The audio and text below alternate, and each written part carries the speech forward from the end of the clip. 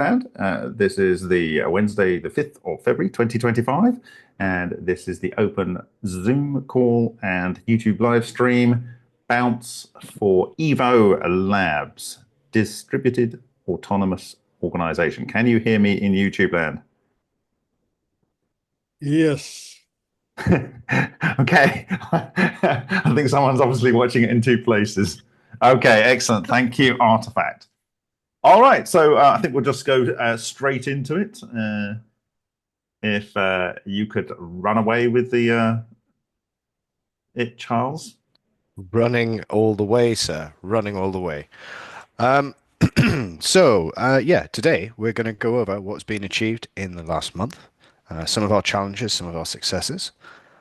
We will have time for questions at the end, or alternatively, ask them in the chat in YouTube land or wherever, and I'll try to answer them as best I can when they come up. Okay, so our February update. We decided on our loader graphics for the website, something we'll talk about in a little bit. Our front end design is done and we're comfortable with it.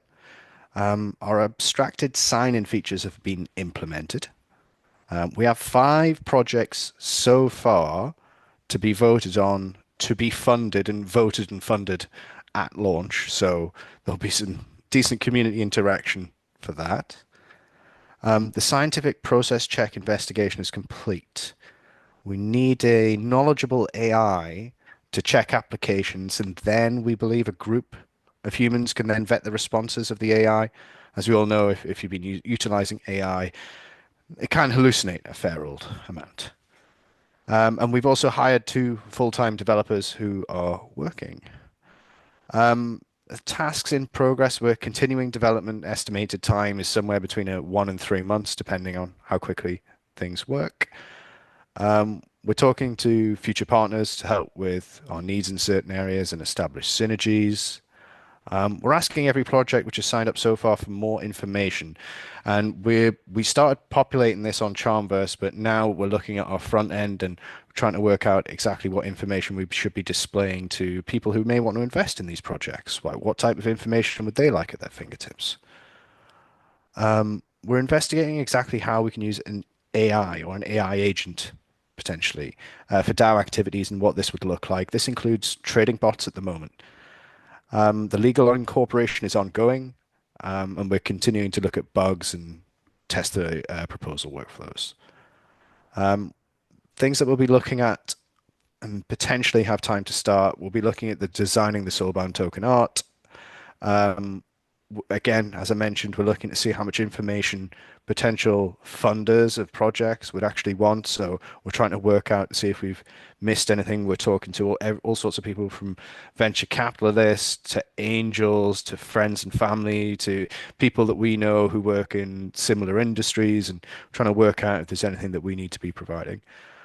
And we've started the process of looking for lab space. And on top of that, because some of these projects take quite a long time to convey to somebody who doesn't necessarily have an understanding of physics, has never heard of certain aspects of things that we talk about, we need to start developing ways of communicating our ideas in simple formats. So we'll be looking at creating 2-minute videos for each project to explain exactly how they work and what they do.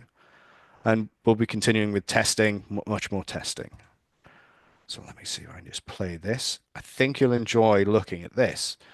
This is something very cool that Tony Gibboni should get 1000% of the credit for. I don't really want to tell you what it is because I couldn't describe it well myself. But as far as I'm concerned, it looks incredibly gorgeous. So he made a coil and he is essentially getting the coil on a certain frequency. You can see this frequency down there, and it creates these pretty patterns. So what we're going to do is we're going to use this as a loading graphic. The reason we're going to use this is I've been harassing Bob for about 2 weeks, maybe a week, to get his 3D model of his fractal toroidal moment, because in my head I was like, okay, we have the 3D model of the fractal toroidal moment, rolls around, does some fun things, you can see everything spinning. But as Bob will probably show you later, it's a bit busy. So we really like these frequency waves. We just think this is absolutely beautiful. So we're probably going to use something like that. And so we're fingers crossed going to we're going to kindly ask Tony to help us with that to customize it a little bit. So just thought I'd show you because we think it's really cool. Is Tony in the call? I don't think Tony's in the call. Tony is Okay, moving house at the moment. So okay. yeah, he's in the middle of I moving can fill office in out because house. I know the history of this. So essentially, it is a coil that is wound on a particular angle, which you might be able to guess what that is, but I'll let him speak for when he does a proper presentation on it. And what he's doing is he's changing the frequency that's running through and then tracking where the standing wave nodes are on each wire on that coil. And what you're seeing is the coincidence of standing wave nodes as you're ramping up through the frequencies. And I think it's really rather beautiful. And he has a kick-ass music track for this, which I'm not hearing. Is that No, he's done us two versions. One had the okay? cool music on it, and one was completely silent. And the reason why we Okay, went with the silent one is the music one has blank gaps in it. So right. the room goes dark. So we wanted to just see the whole cycle going all the way Yeah, through, and then yeah. maybe find a bit that we really liked, and then we could instruct him to go from maybe this frequency to that frequency and back again. So it was like a loop. So you were always seeing a loop when you logged in. That's the idea anyway. So Yeah, yeah. so as Jason said on the YouTube chat, it's cymatics, but it's cymatics rather than sound on a cardboard plate with sand or in the water. It's the positions of the nodes on this specifically wound, golden ratio wound coil with a varying frequency put through it. And essentially, he's showing, and that's the end of it. So, and he's showing where it goes like two coincidence and three coincidence and four coincidence as you run the frequencies up. Okay, carry on. Yeah, thank you, Bob. Yeah, absolutely, people. I really appreciate the explanation there, Bob. You did it justice. Okay, so yeah, we're looking forward to seeing your 3D model, Bob. That's basically we need to see that today because it's awesome. I've seen it. It's class. Okay, there we go. Cool. So we've completed our front end design. So we did a rough mock of what we're doing for our website. Everything seems to be going well with that. We understand how it's going to be set out, what we need to bring together. We're using libraries which are open source and can be utilized for other things that we're doing. And we know which features we need to integrate. So that's going really, really well. Our sign in for the login. The features have been mapped and illustrated, and they're on the screen here. We supplied this to our developers who have been working tirelessly. So I can play you a rough demo. This is after 2 weeks worth of work from guys who have never worked on the exact things that we've asked them to work on. So what they've been able to create is a very rough sign in. Nothing will be set out exactly as you're seeing on the screen. This is just to get it in situ so that then we can design it properly. And what you're going to see here is the ability for a user to use their Google account, it'll be X and I think Discord, as well as users a private one, a magic link, essentially to sign in, a password, an email, a mobile phone if you like, or a wallet, and it will all take you to the same place. So if anybody doesn't want to use Google account, doesn't want to give a name or anything like that, they can go through their wallet and could be completely anonymous. If somebody would prefer to use their Google account or something like that because they remember the password for those types of things, you can use that, and it'll all go to the same place. So what we're showing here is how we can connect our wallet to a pre-spun up wallet. We can bring somebody else's wallet in. So yeah, this is all in 2 weeks. So I'm pretty chuffed with what these guys have been able to do. And yeah, we're looking forward to what they can come up with in the next 2 weeks, really, 4 weeks. It's going to be absolutely amazing. So yeah, that's a rough view of what they've been doing in the last 2 weeks. There we go. So in progress, they're looking at the account dashboard. So they'll be creating a full dashboard for everybody so they can see their account. Everything will be white labeled to EVO Labs. Account abstraction. So everything you won't need to know about a blockchain or anything like that, or authentication. So bringing in usable login methods some session management. So that basically means you can log in once, it'll hold a session key for, I think they're going to do 30 days. So you'll only need to log in once over 30 days. And it'll pre-generate wallets if you need a wallet generated. So that's what they're working on at the moment. What we're going to do is bring in the rest of the developers over the next week or so for a larger developer call. If anybody wants to start working on that, well, on any of these tasks, more than welcome to have any of the volunteers working on it. So that's something we're going to try and up our engagement with. Okay, so this is this. I don't think I've even showed Bob this image. Um, so Toon did this. This is something that will be quite interesting. It's just, a little taster for the future. So we've got our 10 launch projects, which will hopefully be fully funded. So that'll be the Bagel, the Wintex, the LENR AI, the EVH2O, the Timeline, Lion, Ultra Replication, the Hutchinson Replication, Cloud of Cavitator, and the Hank Tank. And so 5 projects we're going to be voting on are a quantum experiment, a solid phase formation beam project, shoulders replication, a seismic forecasting system, and the read-write experiments. So that's just a little taster, just to wet the whistle. So I'll give you more information on those next month. Updates from Lion, Ultra, Cloudoff, and Hutchinson will come over the next month as well as we set up teams and get everything prepared for launch. On top of that, a data collection initiative has begun. So Chris, working with Artifact and Hank, are looking at a data collection solution that will be made available to anyone running projects or experiments. The goal is to provide a software tool that can collect, display, and export data for a list of basic sensors.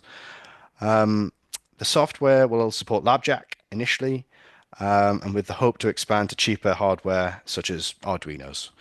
The purpose is to introduce a standard of sorts and provide a base platform for researchers to then expand upon should they need additional features. For clarity, the software will be open source, it will be free, but the hardware you may need to purchase yourself or it may be part of a funding application. Okay, so what didn't work last time was the videos. So we made sure that all the videos should work. So this is an update from Hank. So I'll play the first one and then I'll talk over the second one.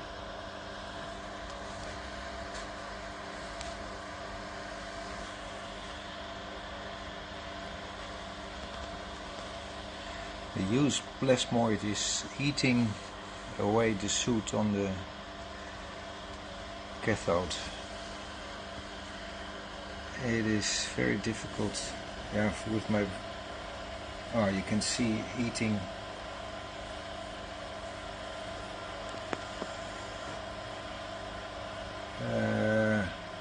Shit. Ah, here you see the tracks. It was black. Talk. Now it's going somewhere else. Ah. Now it's on the other cathode. It would be logic to be here, but it's not logic. For, of course, plasma is doing something else, but now it's eating away.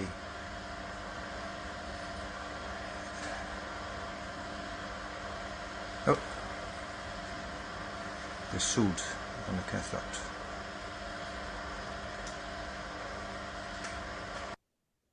Okay, cool. I'm so glad that worked with the audio. So I'm going to play the second video because Hank doesn't actually talk on this one. He might do a little bit of swearing, but I don't think so. I think that was the last video. Okay, so an update from Hank. His vacuum gauge is damaged and it's not clear why. He suspects the plasmoids have been traveling through the vacuum tube. Actually, I can just... that, I think. There we go. That was fine. Yeah, so he's in the process now of having his vacuum gauge repaired. Last week he added an extra power supply so he can increase the current. He wants to see better double layers, and he needs to know if there is a current, if the current is the key. But as usual, something different happens when he messes with things.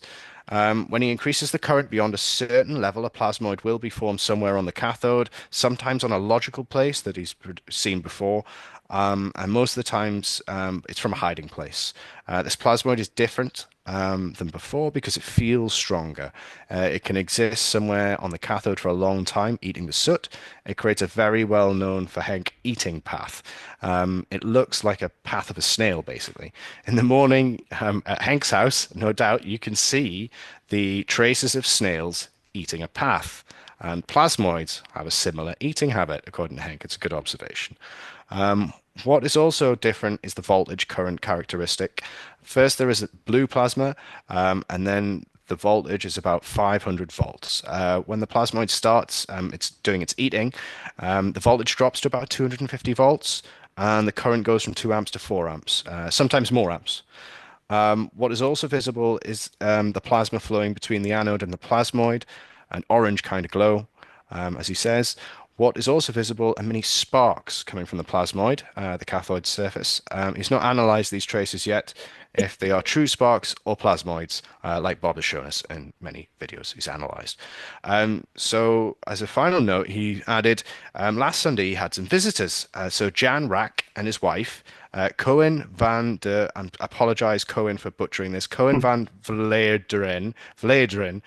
So that is the gentleman who is being quoted in the communication system patent by Hal Puthoff. And the gentleman named Samir Al Dumini. Yeah, Cohen is the scalar Gentleman, yeah. wave expert. Yeah. Yeah. So they studied the Henk tank and the plasmoids, and Henk explained the mystery of the hiding of the plasmoids.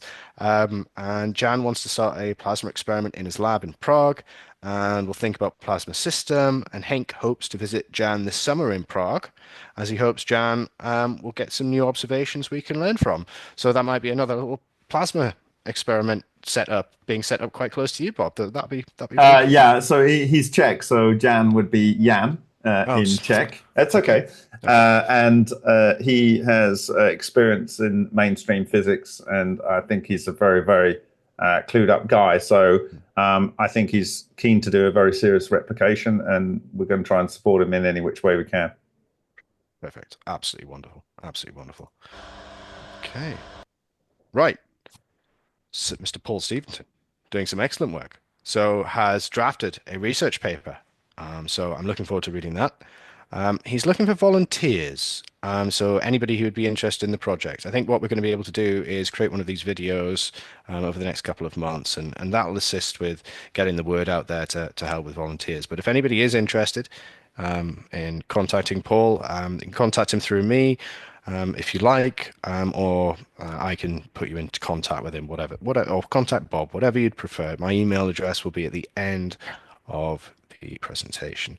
And so, yeah, there's some clarify water testing service and potentially providing interim water testing kits. So there's something developing there with your testing kits, Paul? Absolutely, yes. I think we thought initially that we could consider a postal service where we all used a central analysis system, simply because it was expensive to have lots of multi-channel test devices. But it's a lot less expensive to have 3 or 4 individual small devices at a reasonably low cost at each individual site. And of course, the reason for that is that what we're interested in is better water, not the best. So this is actually going to be a comparative study and a qualitative study. And it's more important that we have the same instruments than we have the best instruments. So I think we can handle that pretty well. I'm also looking forward to seeing what the volunteers are going to decide to put into the music directory. In the EVH2O file, I've started off a music directory. If people think they've got things that are of an interesting nature and are relevant to the water experiment, please feel free to put them in. They don't have to be too serious. My contribution is the water boys. You see the whole of the moon. If anyone would like to expand on that, I'd be very interested. Yeah, but very good. I mean, maybe I can get some 432 tracks from my brother's dance label, and they have some pretty intense vibes, but all in the 432. I think this could give a whole new meaning to water music. Yeah, and then the other one might be some like Buddhist gongs and water gongs, bowls, absolutely. yeah, those kind of things. A singing bowl with water. Listened to 432 Barley last night. Oh, awesome! Fantastic. Yeah, so anyone out there who's interested and wants to do something that's going to be, pretty demanding in some ways in terms of good data and comparison, we may find ourselves making better water. Who knows? Awesome. Wonderful. It's amazing. That's absolutely amazing.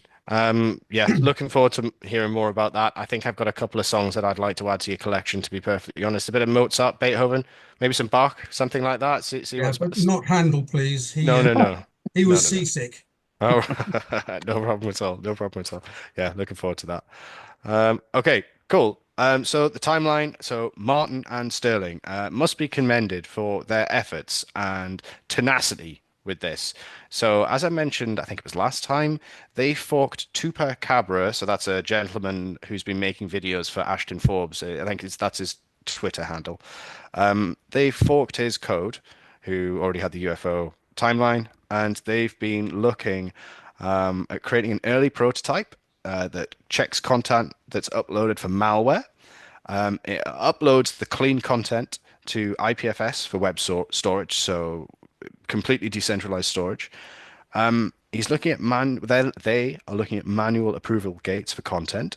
Has a manual stage to build the timeline index of content. So the next tasks they're looking are to push the index to our decentralized hosting solution for consumption via a front end. So to make it all work so that people can interact with it or at least view it. They need to settle on a hosting solution for the back end compute. So there needs to actually be some processing going on the back end. So one of the places they're looking for is protocols they're looking at is a cache, but there are a few other options for that. And they're going to be turning some tools into a programming interface for an admin as well. So those are the next stages, but that's going really well, and that's only been running for about a month. So they've done incredibly cool work. Okay, so the LENR AI, spoke to Bob about this yesterday, chatting with Eric at the moment. He's been doing more research into the knowledge graph. We may need some community volunteers like Paul has mentioned for his project, but would be to collect data and tagging the collected data. We have a vast, yes, thank you, Bob, collection of videos to go through to extract relevant data, articles, pertinent links, concepts, and key comments. We obviously don't want two people having to do the same 3-hour Bob video. So we need to create a database so that we all know who's done which video and what data has been extracted from that video. And we need to come together in some sort of collaborative effort to potentially do that, because I think everyone's in agreement that one person doing it on their own, it like that's a bit of a task, really. I'd feel a bit daunted if I had to watch all of Bob's videos from start to finish and take notes. Gosh, that would be a challenge. Sorry, Bob, but lot of content, mate. So the thing that Bob and I spoke about is barrier leads, which really Just Earthworm sorry. Jim has said on YouTube he's been doing summaries, and he's right, he has been. So he's been doing summaries already. So maybe reach out to Earthworm Jim. Earthworm Jim, please, Yes. could you email me, please? My email is charles@evo-labs.io. Please email me and we can put you together if we aren't already in contact, because I will be honest, keeping track of everyone's screen names is almost a full-time job. So yeah. Earthworm Jim, if I haven't spoken to you, please come and speak to me, and then we'll put you in touch with everybody else, and we'd love your summaries, or at least to help with summaries to how that we could push that forward. So yeah, as Bob was mentioning, something called barrier leads. Now, I hadn't come across this. But if we're building a knowledge graph where individual nodes, represent entities like people or articles or patents or concepts, the edges of those nodes represent the relationship between them. While tagging data can offer those relationships, what we may need to consider is what the subtext of, for example, a patent is. We may need to ask ourselves, what claim does it enable? What is the point of the patent? Is it to obscure some crucial detail? So you're looking at this thing that may do this thing, but actually it does something else. So, i.e., what is the author trying to patent Yeah, rather than can I come in on that? go on, Yeah, Bob? yeah.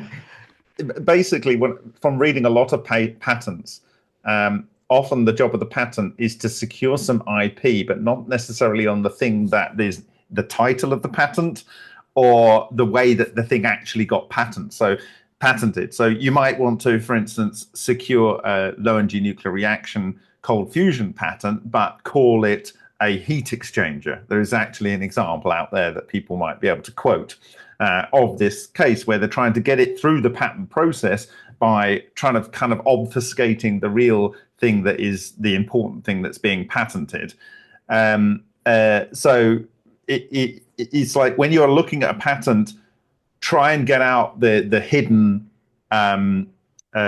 lead that's going on, the actual point of the patent rather than the headline of the patent is essentially what I was saying. And that's about really understanding what you're reading. Extracting the obfuscation and making it evident, basically. Yeah. So, yeah. Maybe this is somewhere to bring this in. I was thinking along the same lines, bringing up little weird things we've encountered as leads to explore. Like there was a 3M plant where they had a piece of film coming off and it appeared to make what was like a force field or a ballistic shield. I'll look it up, but it's like now with my new grasp of LENR and, you know, the geometry and everything, you know, we may be able to re-examine that and figure out what's going on and develop something from it. And, you know, let's maybe submit a patent or not, but it's definitely something we need to explore. Can I make a point? The often patent titles, I mean, patent agents play a game so that you don't disclose the invention in the title, because sometimes those things get published in the application that's later dropped. And so almost it's a universal problem that patent titles don't reflect the nature of the patent.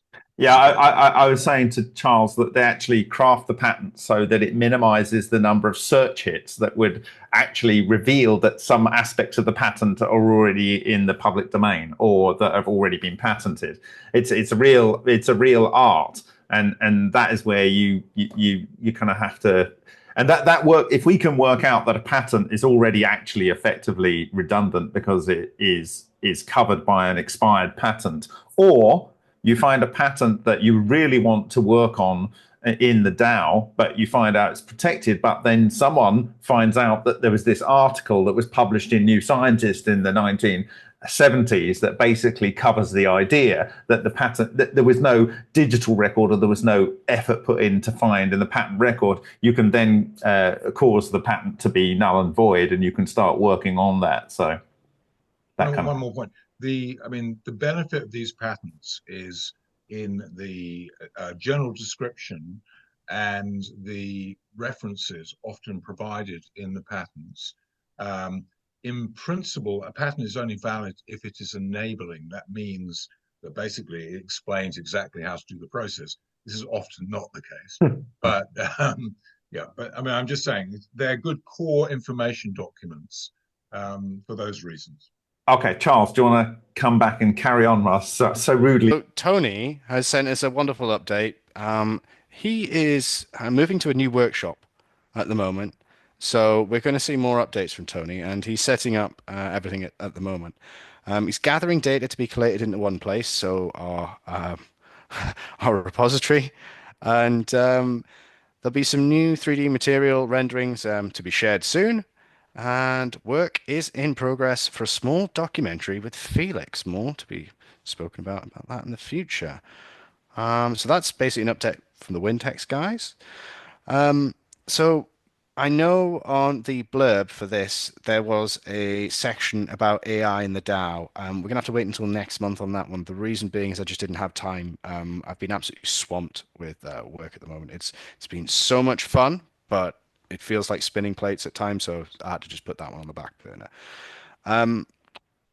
We may need to find experts within our community or either highlight them. I've got an idea for a few who may be able to help us with the buried lead situation, who can understand, and when they're looking at patents and articles, what is that obfuscated information? Because I think we'll have to do that in a decentralized way. We're going to try and set up a further mailing list for calls. So just to remind everybody, give everybody like some established notice on when next calls are going to be. Another thing we're looking at is pitch decks. Are going to be prepared for every single project, so just as well as the videos that we're going to create. So to create some of these videos, we'll potentially get Felix over to the UK, travel around to see people like Paul, and then we're going to have a meeting in Holland in April, where we're going to be doing interviews, we're going to be doing panels, we're going to be looking at devices, getting some B-roll.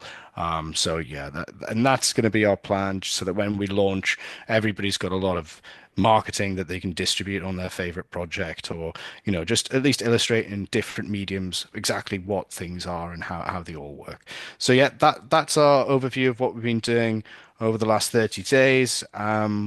Lots to keep going with, and I think we're going really, really well. Yeah, I think we're moving forward very well. So yes, thank you very much for all of your help. I would look forward to answering anybody's questions if anybody has any.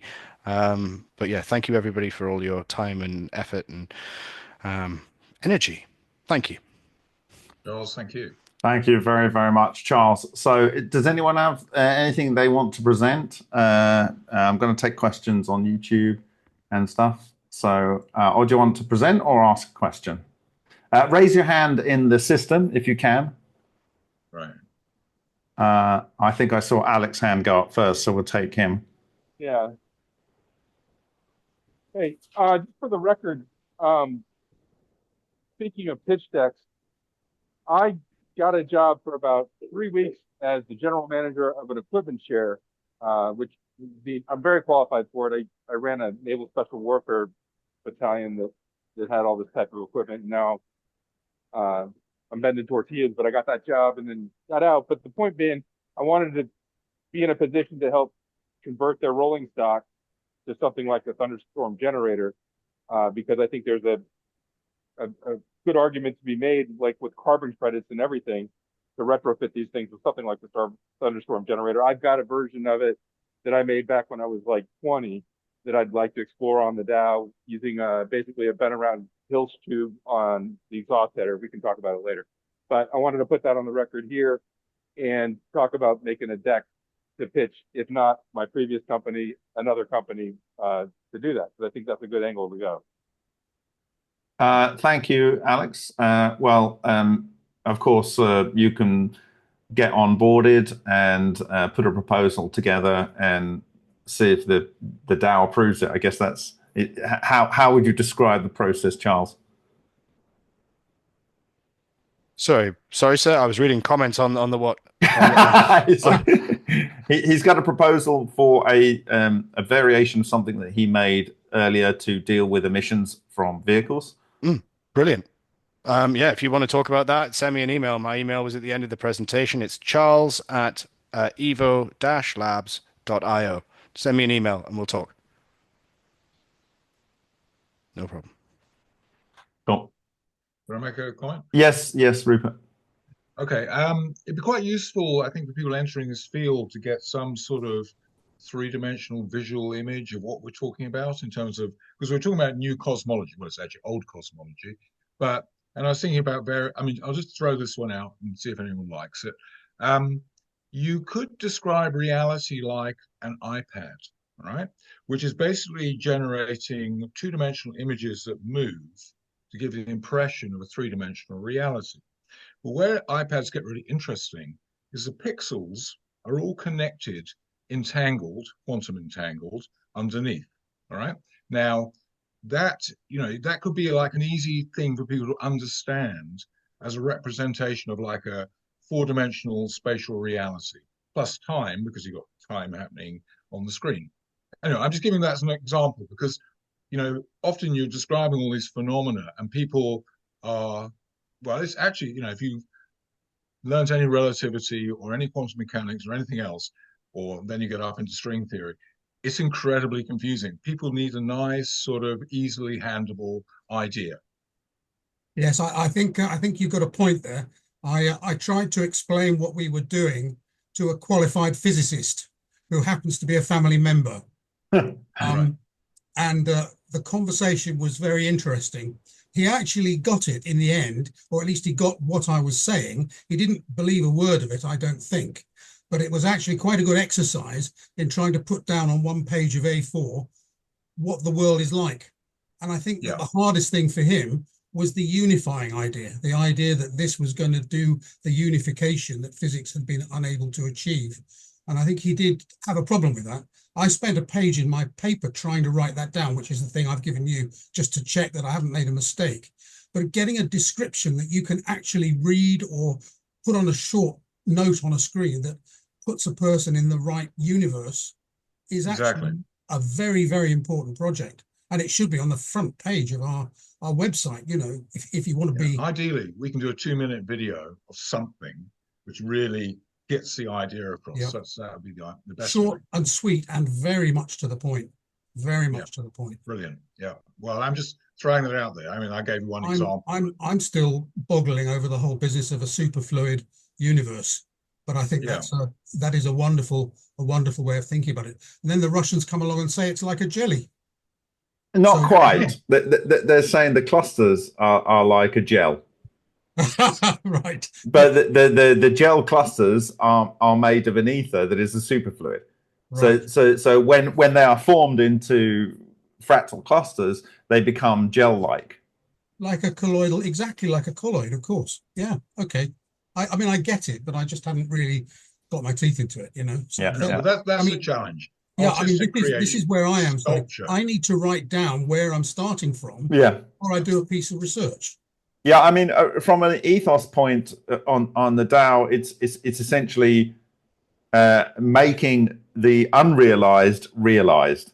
Mm-hmm. So and making things that we can deliver that no one wants to bother investing into delivered to realize its benefits. So something along those lines where you're actually giving life to things that can make a difference. So we can brainstorm these things on a set, but it's a good idea to have an impactful, no longer than 3-minute video on the front end that just when people hit the landing page, they understand what it's about and it's for the public benefit. Yeah. Right. I don't think you need to get too much into the weeds because all theories may be wrong and likely are. But the main thing is to give people that sort of something they can feel and touch and move. Yeah. Yes. I think the idea of the interconnectedness of everything is a really for sure. A Fractal woman just highlighted a video to me or to the community, but said, Bob, I hope you're watching this on her YouTube comment thing, showing a video that was done, I think in the 2010s, something like 2014. Where they were showing the structure of DNA as being a coil within a coil within a coil within a coil. And they actually video the whole thing. And at part of the animation, it literally looks like it literally looks exactly like that. Yeah. I mean, not even slightly. It literally looks, if I frame this, I can actually capture the same frame that's on the video. It's something like that. I mean, Bob, when normally nuclear DNA is like that, it's not a long chain. Oh, yeah. Well, and I replied by saying that's the second to last paragraph in Geverblis' 1995 paper, that when he was talking about that coil to a biologist, they said, well, that's how DNA is structured. And that was in 1995. Maybe along the same lines of something to grab people with is like achieving neutral buoyancy in the Dirac Sea as how they move these big stones. Like you're tuning them to where they're buoyant at a certain level in there. And I think that's an area to pursue as well. Mm-hmm. Mm-hmm. Can I just show you this? This is like showing you that this field is rapidly evolving. See, Casimir effect. Right. RNA. Can you read that? Yeah, I can see it. Yeah. Of course, when you've got very small gaps, you're going to have these things occurring, aren't you? Yeah. So I'm just saying, in the biological sciences, this is happening. It's beginning to happen. Yeah. Right? Yes. Yeah. Sorry, I'm going to be promoting a bit of information. This is also really good. I bought this book. Can you just read the title? Yeah, I can see. Yeah, go on. Yeah. Right now. Yes. I actually have the original book. Yeah, this is the later, but there's a 1910 version. Yeah, that's what I've got. Yeah. This is thank you to Carmen Miller. Yeah, this is the 2 volumes. So he wrote also about quantum mechanics and later sort of integrating the old ideas of the ether with new physics. But the Tom Bearden always refers to his 1910 book. Yeah, and he also refers back to the pages. I might take that as light reading when I go to the UK next. All right, okay. And there's lots of great stuff. So I want to throw another book out there. This is also really cool. This is the guy who invented microprocessors, right? Right. And he's now saying you've got to look at the interconnectedness of consciousness and reality, right? He's a good person, right? Anyway, that's a little bit, but we should have a library. That's the point. Well, on that note, I'll actually be on I think it's the 23rd of February. I think it's the 23rd. I'll be speaking at a online free-to-view psionics conference meet. There will be several well-known people in the field, including people that have been recently discussed in major so-called unidentified aerial phenomena disclosures. So I will trailer that properly in the coming days. Anyone else got any comments? If I could, the quick teaser to the read write.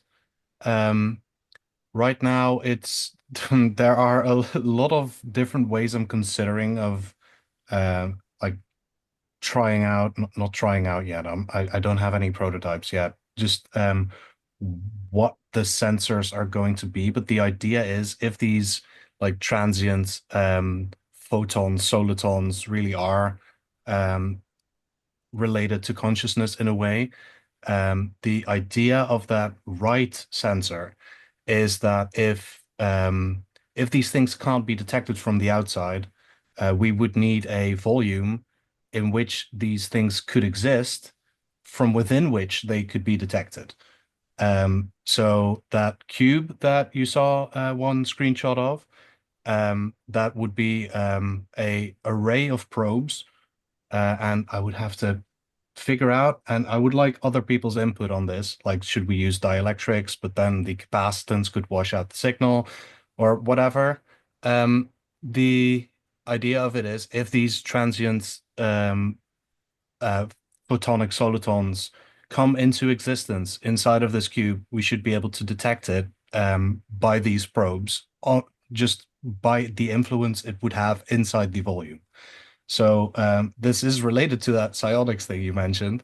If you do have people who are interested in write capabilities, and we manage to get one of these objects made with some like feasible sensing capabilities, I would like someday to get someone to remote view from the perspective of that cube.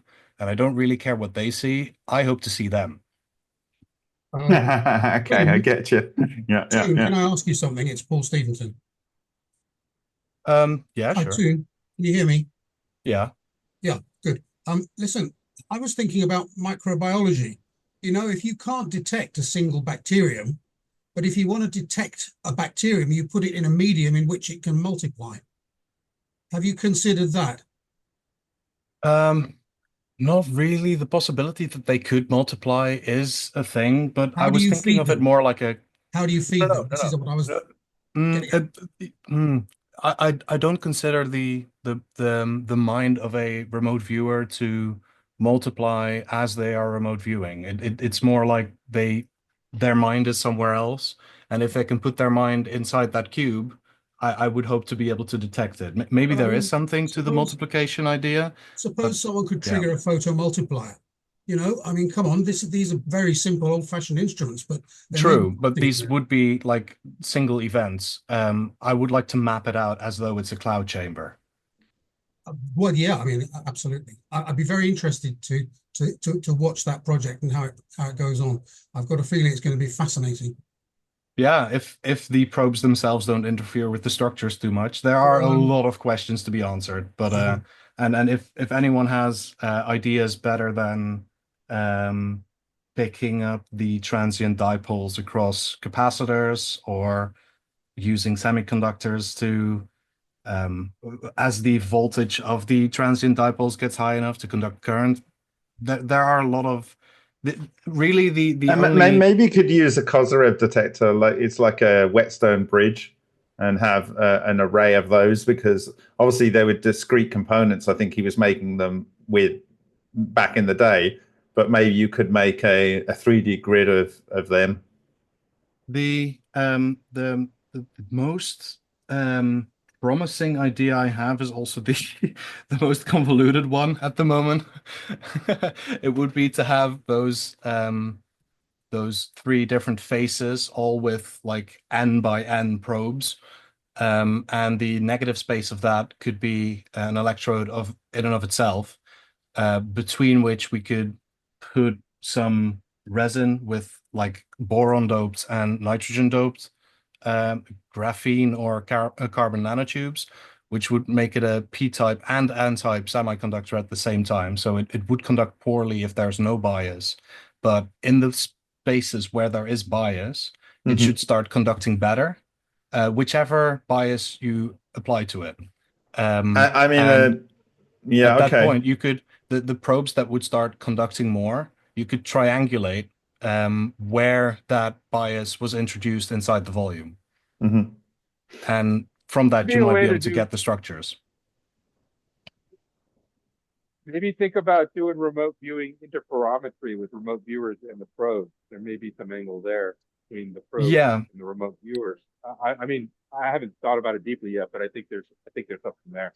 The primary thing I want to focus the attention on, because the way this could be like implemented, it's totally not pinned down yet.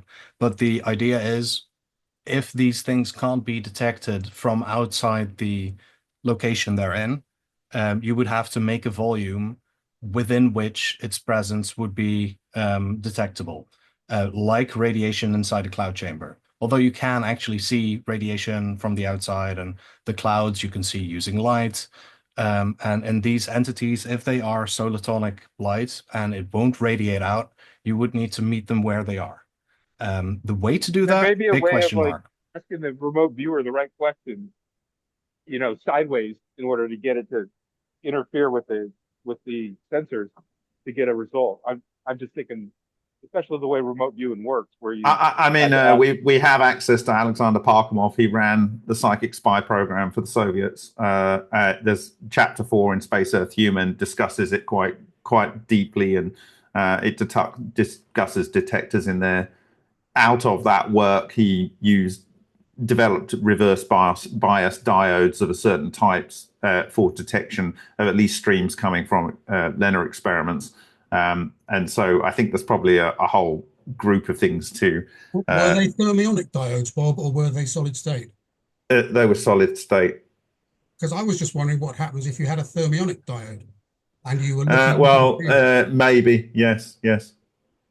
I'm going to be discussing at some point the Henry Murray energy amplifier, and it clearly was using EVOs, and I think we have a new explanation for that in due course, which I think will be actionable. And if that's the case, we can take charge from not a very high probe and amplify that into usable electricity. So I think you already know with what I've shared in recent weeks how to do that, but sometimes I need to spell it out. So we'll come on to that. Behind on the previous videos. That's all right. No. We're not going to get downgraded or anything. It's not compulsory viewing. Okay, I'm going to see if there's any questions in the chat here. If not, does anyone else want to say anything before I talk about the 3D geometry? I will mention, in relation to something Rupert said just a minute ago about the library, is that the goal of the timeline is to be a view of an underlying library that will be created. So there is a goal and the thought going into a library with timeline being just a single view into that, and then we can expand on that as time goes by. So that is in mind as we work on this. Right. Fantastic. Okay, I'm going to switch my screen here for people on YouTube whilst I prepare the screen, which I'm then going to share on Zoom. So sorry to those guys on YouTube. You've got to have a look at my ugly mug in a big shot. If you just want to speak amongst yourselves in the screen here, I will prepare what I need to prepare in another window here.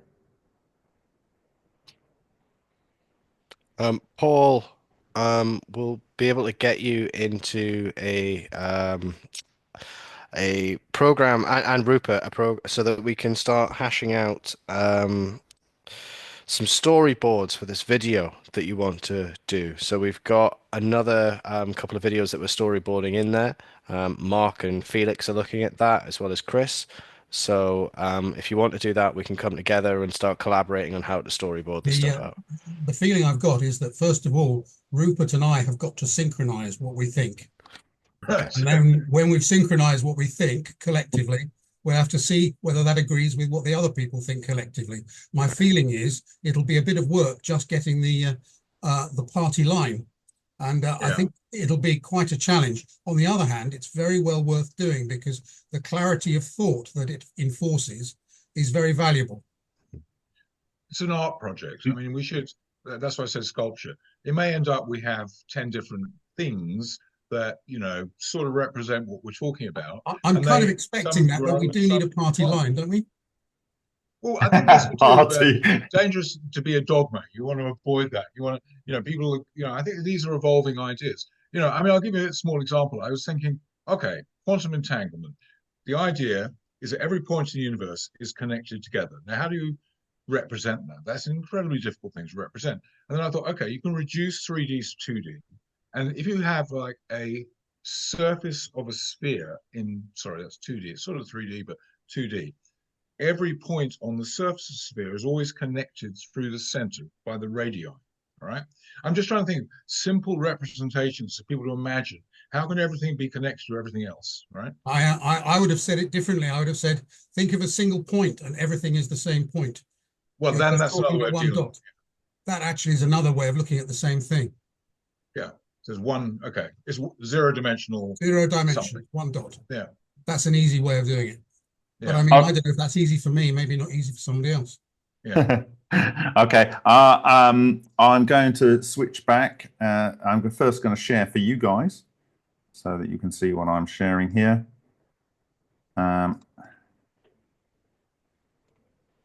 Just to confirm, are you supposed to be muted on YouTube? I think, yeah. Yeah, you are. Say something. Am I muted now? Yes, I haven't got it there. It's okay. Okay, I'm back in the room on YouTube. And I'm sharing here. So I need to actually choose a different image here. Okay, so this is, several people have sent this to me, but I'm going to talk through this because a lot of people see, firstly, can everyone see that both on YouTube and in the chat, in Zoom? Okay, all right.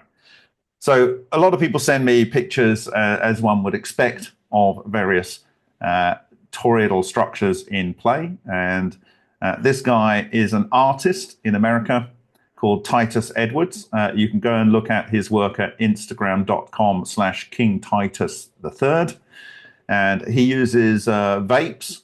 This is not an endorsement of the use of vapes or any other type of smoking apparatus. That is your choice, but I'm not endorsing it. But anyway, he's using that in order to create smoke rings and play with smoke rings on smoke rings. And of course, first up here, he's produced one smoke ring, and just like the old dolphin video I was looking back in 2016, he's providing it forward motion energy by pushing a pressure wave behind using his hand. He then gets ready to fire another soliton through the middle, which he's just about to do here. And what you'll see is this is a certain diameter, and as it goes to the frame, which is at 5.39 seconds rather than 3.67 seconds, you can see that it's got wider in diameter. And this is very important when you're looking at bubble rings underwater, like come from a dolphin blowhole, or when you are looking at, sorry, I need to flip back here, things like smoke rings. There's nothing that's really constraining the diameter of the ring, so it tends to diffuse outwards, even though it keeps quite good consistent energy within the torus itself. So he's just preparing another one that he's going to fire through the central channel here. Now, as hopefully you will know, there is a low pressure zone here that travels through and reaches up to here when it starts to splay out at this point. And he's going to additionally add a forward pulse of hydrodynamic pressure in there to shoot this one through the center. And you can see also this has its little mushroom with the little licks, which are very typical of hydrodynamics. You can also see, and this is something to note, you actually have the dense ring here, but you have this kind of gap. This is quite common to see, and it's actually reflected in the sacred geometry. But of course, this is way from optimal because it's, again, still spreading out. So this is at 5.8 seconds. When we go here, this one has actually come all the way through, and you can see it's penetrated the top here, and it's actually got some kink instabilities going on here. It's got its own wave going around the overall soliton, and we saw the same thing in the Suhas-Rauka sprites video, which really started my whole journey on understanding potentially what is going on. And you can see as the flow comes up here, this really is the only channel something can be punched through. Otherwise, it gets pulled off this way and pulled off this way. We go to the next frame here, which is at 10.135 seconds. This is much, much wider now. It's starting to lose some of its intensity.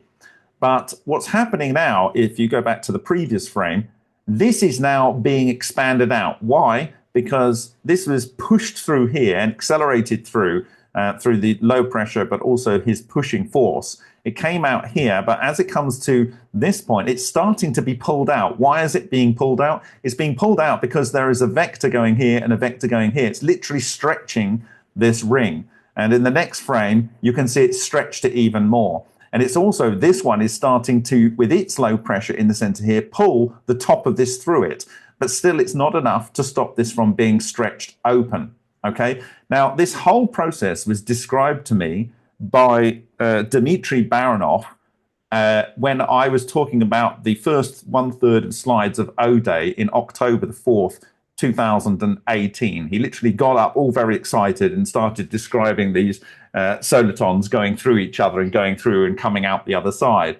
I hadn't actually seen something of this level of what he was describing back then, but I kind of visualized it based on what I was understanding at the time.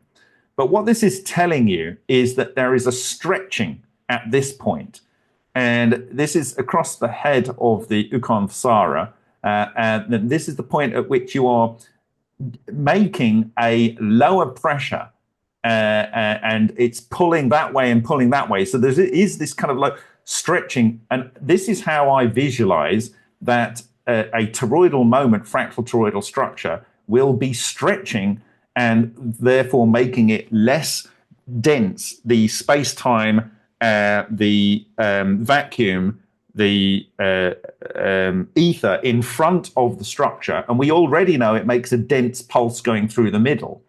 Now, if we go to the next frame here, you can see it's actually starting to get wider than this. And on the next frame, it does, in fact, the original one that was in front, and this one went in front, is now going to be in front, and this one comes behind. In fact, it goes off frame, but you can already see in the video that it pulls through and starts to come back through the center again. And that is a process that when the overall forward energy here goes below a threshold, they start to merge into one that's more intense.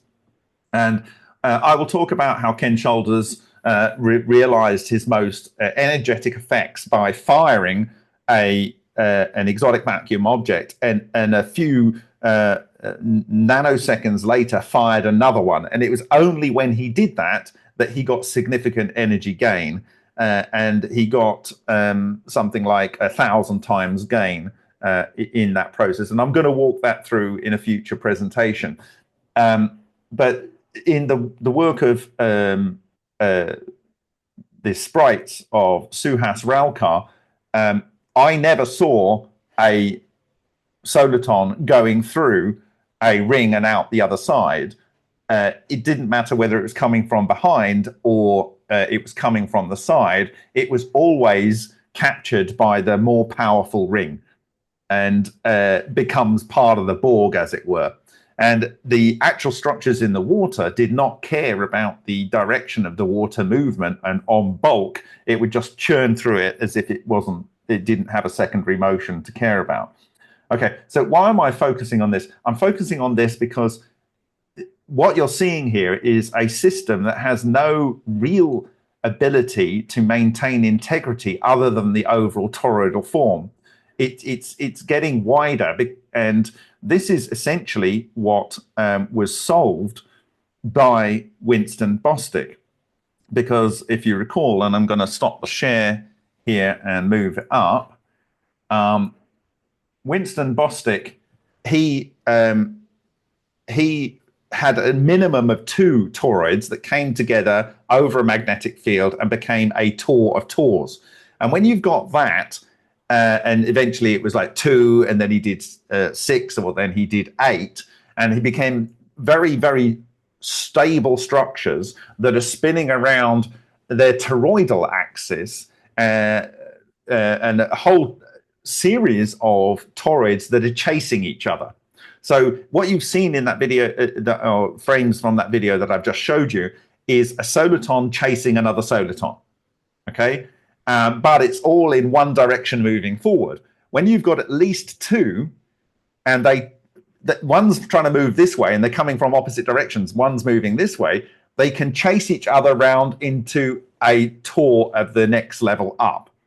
And this is where, like, actually Titus does another video where he blows smoke onto a table or a flat surface. And I won't show it here because I have to go into, well, maybe I can. Let's see if I can do that at the end. He blows smoke onto a flat surface. So you can imagine that the smoke is rolling on the flat surface away from his mouth. And then he pulls up with his hand, and it immediately forms a helical spiral that moves up. And that totally demonstrates the multi-axis hydrodynamic shear. But in all of these systems, whether it's bubble rings from a dolphin, this kind of smoke rings you see coming out of a smoke cannon, what you've just seen there coming out of a mouth, there's no charge separation in the system. You've just got particles trapped in air.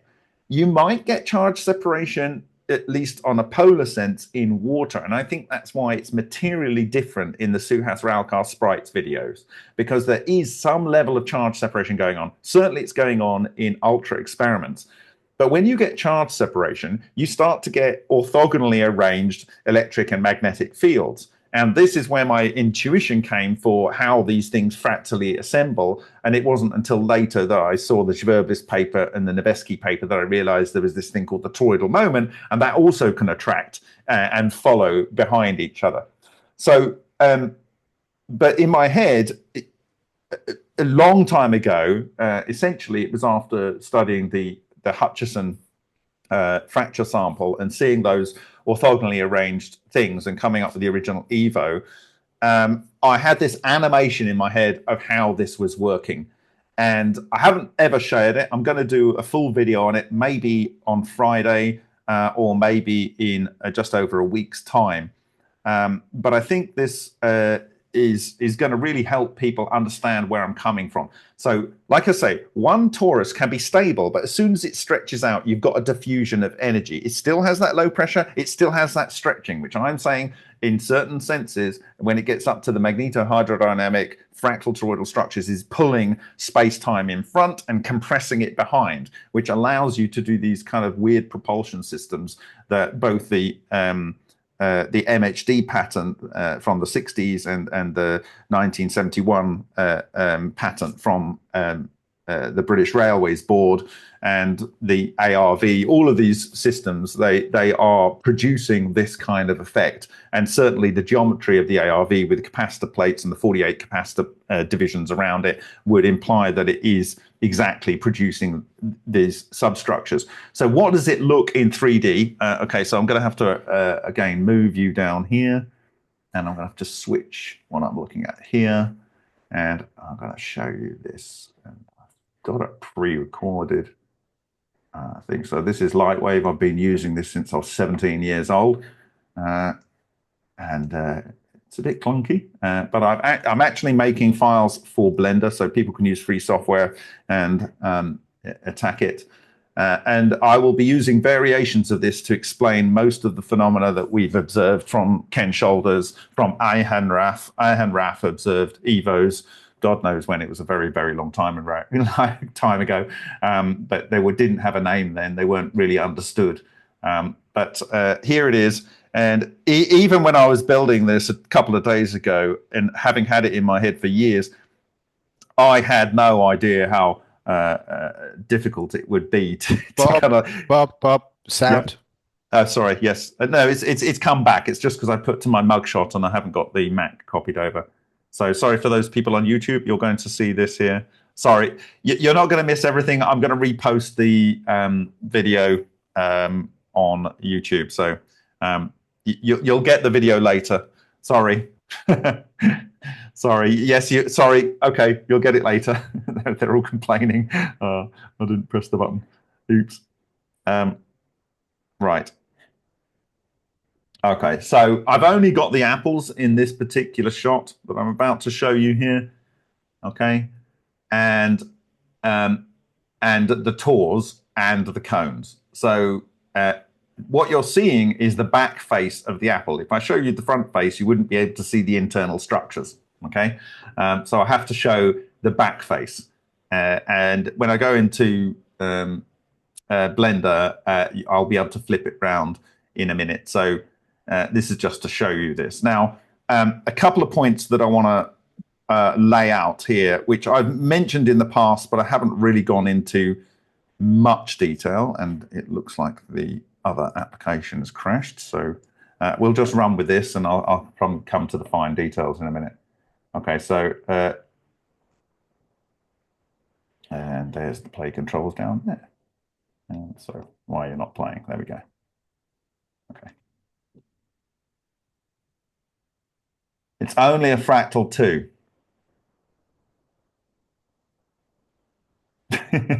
Does your head get around that? Okay, so what it is the sphere here from the center of this sphere here. And by the way, essentially these spheres are 4 times larger than the fractal sphere below, because it's a D4D structure and it emerges out of the whole mass. If you go from the top of the apple to the center of the sphere here, and from the center of this sphere down to the center of this sphere, this is the golden ratio. And that was first shown to me by Tony Gibboni. So thank you, Tony. It just happened to be. I experimentally derived this.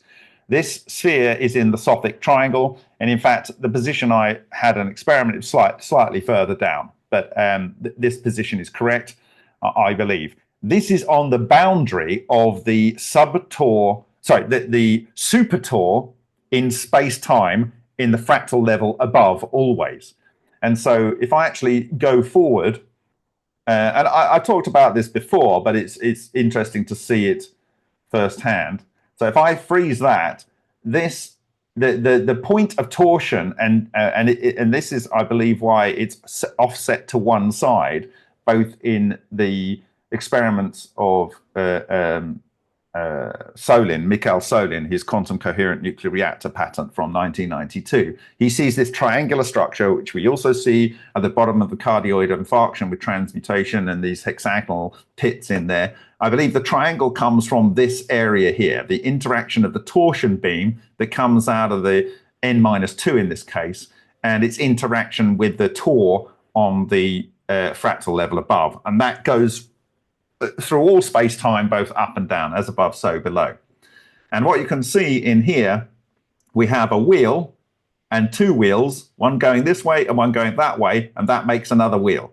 So that is a wheel within this wheel. Now, this wheel is coming in this vector orthogonally to these directions, and this is a wheel, and it's coming in orthogonally up here. So we've got 2 wheels here making a wheel coming in that way, and 2 wheels there making a wheel coming in that way. These are all rotating in the same direction, but orthogonally arranged at each fractal level. Okay, and it's only because this is pulling things through and it's chasing this one that it goes around this way, but it ends up by producing the torsion and the tornado that comes in that starts this one rolling this way. And this is chasing this one, and that ends up by essentially you need the wheel within wheel within wheel to get the overall flow pattern to be ultimately stable. The minimum is wheel within wheel within wheel, right? Beyond that, it starts to become more and more stable, but the minimum is wheel within wheel within wheel. And it's just the fact of how the electrodynamics works out. Okay, so if I play this through now,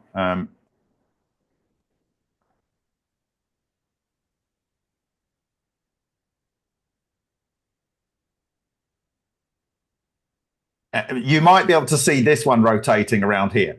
You might be able to see the substructures rotating around, but can you see the substructures of the substructures of the substructures rotating around? And you've got to then think of that going down and down and down. And it only works because a minimum of 3 levels. And that keeps the whole thing spinning. It keeps the tornadoes at the macro level operating and functioning. Now, the other thing which I could show you in a different way, but maybe you'll just get it here because I can just scroll back, is what I identified is if you look at many of the samples that I've shared physically, the apple is an event horizon, okay, when it's spun up sufficiently. And in one of the experiments, the Huang reactor, we showed where the apple had gone and crashed into the copper plate, and it extracted some copper around the outside of about 100 nanometers or something. This is obviously some kind of event horizon on hydrodynamics, and it makes sense when you think about it. The interesting thing is that the edge of the apple on both sides of a minimum two yin and yang pair exactly and precisely define the size of the sphere at each inside hollow part of the sphere at every fractal level, as observed from experiment. So it's hollow in here, and this is when the overall matter waves collapse, this is the space of the amount of material that you end up as the shell of the hollow structures, if it can accrete that amount of material. But the actual sphere diameter is this section in here. Now, when you have 48, as I showed you, when you have 48, the adjacent spheres are touching this internal structure together. And then if you go one more, they start interfering, which is why I don't believe it's stable above 48. It's just, we observed nothing more than 48 in experiment. There's no more than 48 in the ARV. There's no more than 48 in the Syrian stele.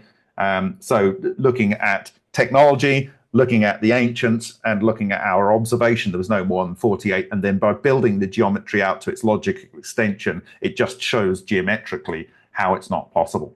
Okay, so now obviously we know that the first stable geometry is 4. So we would have another one here and another one like this up there. Okay, but it would be just too much to see. Okay, but the first plasmoid that Winston Bostick produced was one coming from one side and one coming from the other to make the n level Tor with 2 n-1 level Tors. Someone sent me a video about the London Buddhist Center, and there was the priest or whoever it is from the London Buddhist Center, and he's doing a video. I will share it after this call. And he's saying that there is the cross Vajra, which you might have seen before, and he says that in Buddhist mythology, the cross Vajra is the first point of stability, and it allows for enlightenment and the creation of all things. And that is the swastika. So I did not know that until earlier today. Obviously, we've observed this from experiment and derived it from experiment.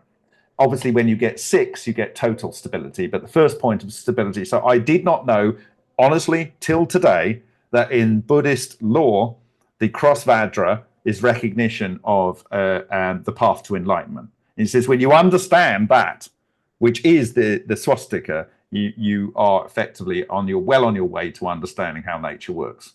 It just blew my mind that I saw that today. So I'm going to share that video. So I'm going to go now into where is it? Blender, because I can show this from different angles. Okay, so, and I can just set play on this. Can everyone see that? It's not quite so clear, but it's clearer in some respects. So I can go here, and I think I can go here.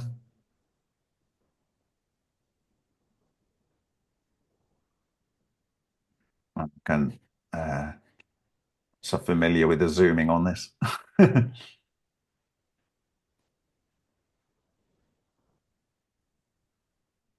Does that make sense to people?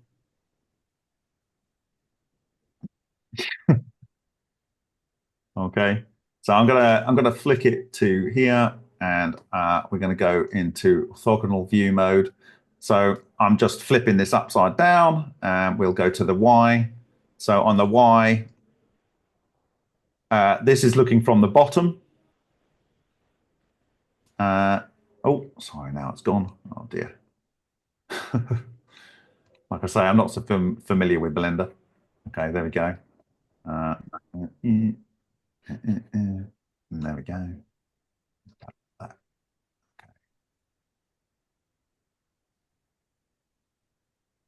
Yeah, it's going out of frame. Sorry. Okay, so why did I choose this particular angle? If you recall from my referral to the Griffin Brock video of his electrode, I kind of did a video at this kind of angle. And so if you can imagine the aluminium plate is sitting with the ether torus vector going here and the counter torus there, material is being pulled in from this side and it's being ejected from here. And so that would be producing the co-limited beams that produces shadow graphs from the matter being destroyed. Or it could be just that it's coming through here and this is the fine beam. It's one or the other. And this is the yin and this would be the yang in that instance. But as you can see, they are fractally made up of substructures. Let's see if I can get this. It's going somewhere over there. Does anyone know how to center a frame on? There we go. Is it going to do something weird? Okay. Okay, so we are looking at the top there. This is the bottom. This is the side. And this is just that aspect. So I can zoom into that. And so is it clear to people why this would be stable in a way that a normal smoke ring with only a single axis of colloidal motion? It's just a normal smoke ring only has the colloidal aspect to it. What you've now got is you've got two colloidal structures that have their own colloidal and counter colloidal, and they are chasing each other. But it's in the ether. Does that make sense? Anyone there? Can you hear me? Are you just... Oh, yeah. It makes sense, Bob. Sorry, yeah. Okay. Yeah, right. In terms of motion, it doesn't quite click yet, but if you also look at the electromagnetic component, the idea that at the boundary these counter-opposing currents that are nested in the same structure, they cancel each other at the boundary. Don't they generate a net compressive force too? Well, a net compressive force pushing inwards. That's the sort of right-hand curl rule, isn't it, for a torus? The Lorentz force. Yeah. I'm sure that also plays a component. It's the visualization is a lot. What I noticed most of all is that if you follow a single one of the subtors, that it does trace out one of those fractal toroidal coils. Yes. Yeah, of course it would. I mean, on the top level, on this top level, I'm not rotating this because it would just be too confusing. Okay. But in the full video, I will show how. See, I had this structure in my head from the beginning because I had to explain the LION reactor.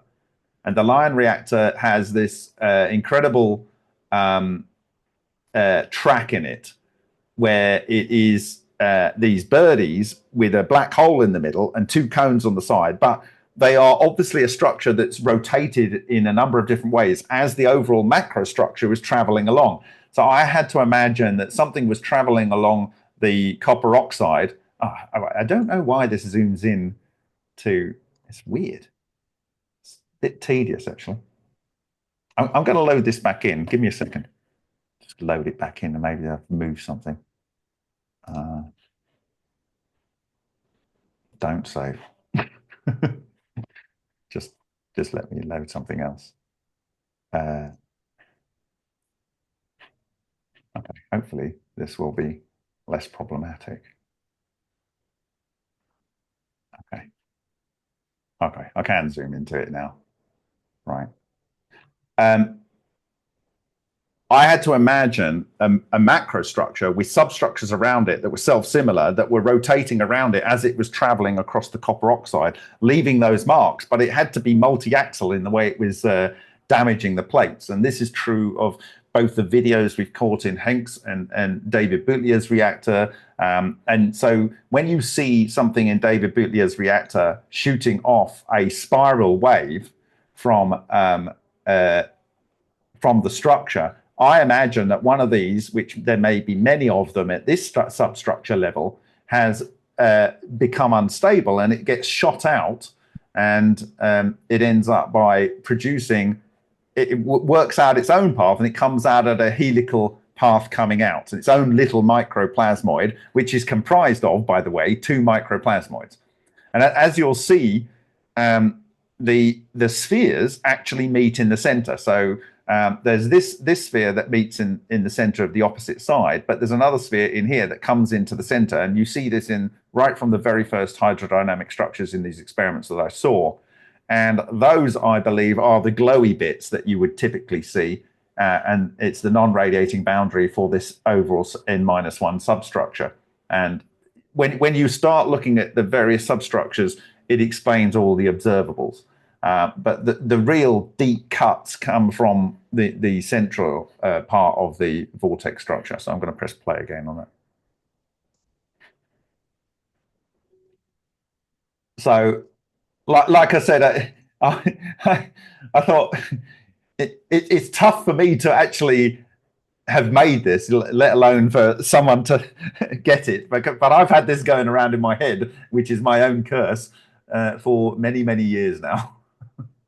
And it's nice to finally see it, and now it's done its thing. Okay. But Bob, you know, you explained it extremely well, because this is not hard to look at. There's nothing here that doesn't jive with what you told us. Right. It's very well described, so don't feel bad at all. It's brilliant. Okay. If anyone's got any questions on it. So what I'm going to hopefully do is hand off this model to my first business partner, which I was the first with him trainer of Lightwave in the UK back when we were in our 20s. And he is an expert and does stuff for Hollywood using fluid dynamics in Lightwave. And I'm going to make him make these different attractors. And the thing is, I suspect that at each fractal level down, there will be either a scalar or a exponent that will be applied to the rotation speed for each substructure. So, for instance, I've got currently in every 120 frames, in every 240 frames, I have each of these structures doing 360 degree rotation. But it could be that at the top level, it's 360, and then it could be, you know, a much larger, it could be 4 times 360, and then 4 times 360, and 4 times 360. And it might work like that. I don't know. And some people can need to think about these things. I actually don't know, because I work on a visual basis. So these substructures here are always for 1/4 the size of this, essentially. So the question is do the rotation of the internal structures, do they go up by a scale factor of 4 as well in terms of their angular velocity? What I can say for certain is that if you remember the Binchuan Huang scream image, where we don't see the bit that crashed down, but we see the two bits that came, the two fat Oreos that came out from inside it, they were the wheels within the overall big wheel. They came down and one of those broke up and the two wheels came out. And in many other cases, we had an apple, and from the apple, two wheels came out, which means that once the bigger structure breaks down, the substructures that it is comprised of, they are still at functional levels of event horizons and coherence, if you get me. So a structure like this would break down in reverse order based on its scale. And this comports with the 1973 laser into nonlinear plasma and the replication in 2021 of laser into nonlinear plasma that was producing toroids of which are like the smoke rings, but they have at least got charged particles. Toroids with 1.36 thousand Tesla magnetic fields in their ISO magnetic field imagery. I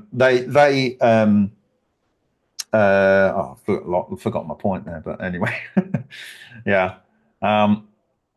And so I'm going to walk, when I do the presentation, I'm going to walk through how, in my view, this explains almost everything we've seen. And to explain slightly more complicated things, all you actually have to do is to increase the number of toroids you have around a fractal level. Now, what I'm not saying necessarily is that these toroids actually rotate around. I believe a torsion flux beam is rotating around, a wave, not a physical thing, if you can imagine. There's a wave, not necessarily. And the reason I say that is because when we looked into a hemisphere in Henk Urian's Vega reactor, we saw two spots that were at the starting angle here. Where is it? Which is on the golden ratio line. So if I go here and I come out a bit, so this is the golden ratio line. Okay, we see two spots. Sorry, one spot here, one spot here. They are the yin yang, and then we see two more substructures in there. And so it might be that they are fixed in location, just like the overall structure is fixed in location. If it's not in a free volume of air or plasma or gas or in the overall space. Likewise, what's the other case? There's another case where we observe this phenomena of it being locked in place. And this might be where you're on a conductor or a paramagnetic or a magnetic material. But I think in the free volume of space, it won't just be the flux loops that are following each other on each fractal level. The actual toruses themselves would be following each other. Does that make sense? So we know that the balls, for instance, in the Sapphire project in Henk Vega's experiment, they get locked in place. If you pull away the ball, for instance, like I've showed in a number of videos, I've shown the tube with the cone tornado going into a torus. But that is inside a sphere. But we've gone, using the camera, we've gone through the outside sphere, which is the so-called non-radiating boundary if it's fully spun up. And that would actually be here. So we're looking through the sphere, we actually look through the apple, we look through the subtor apple, and we're actually looking at the torus at this level, okay? So we're actually able to see the torus. Now, I don't know whether that's actually spinning. It looks like stuff around the outside is spinning, but I don't know whether this is spinning because it's actually in a free volume of gas. But when we see these stuck onto an electrode, it's probably that they are stuck in one of the orientations. And so you get the non-radiating boundary glowing, and the actual things themselves are not moving. Definitely, they're not moving in the Griffin-Brock electrode at the -1 level. because they've got fixed locations. And I don't even think they're moving at the n-2 level, because we identified there was 24 substructures. So there was 24 at this level at the n-1, and they were very well defined in the other case was the triangular holes in the Amasa vibrator plates. If you remember, there's two triangular holes, and they clearly were not rotating, because if they were rotating, they would have produced a actual round hole, and they don't. So in that case, you would have how should we put this? You would have at the subtor level, you would have, rather than two like we've got here, you would have three. Okay. Is everyone bored yet? I was just pointing like Maple. Are you visualizing this as like a micro machine or a standing wave? And what's your opinion about what you're looking at? I'm so, for instance, in the last example I gave, where you have two triangular holes cut into stainless steel, the only non-radiating boundary that was strong enough to cut was at the n-3 level. Okay, so this is the overall structure on our steel, and then we have two triangular holes, so it would have three structures in here, equidistant, three structures equidistant. Okay, but the only one that was cutting was those structures themselves and the flux loop traveling between those three zones, and this one, pull in a hole out, pull in a hole out. Okay, so it's only inside that area and inside the substructures. So it acts like a machine, but it is, I believe, such an intense magnetic flux, which it's just difficult to get your head around, because it's, as far as I'm aware, nothing has ever been shown like this. I mean, I've been spelling it out for years, but it's never been shown like this. But from what I've observed, it's the only way I can possibly see it fitting together. And this is how I saw it before the Schwerblis paper. This is in my head, the basic two-side fractal EVO that I saw on, when was it, February the 20th, 2020, when I derived that structure from the Hutchison sample. It's the only way that I could see it would work. And nothing since has changed that. No physical data, no scientific papers, nothing. Bob, could you explain why the holes are triangular? What is the sort of mechanical mechanism that cuts a triangle? Because rather than there's two, there's three. Got it. So as they rotate, they're not rotating. This is what I'm saying. In the Griffin, they are rotated.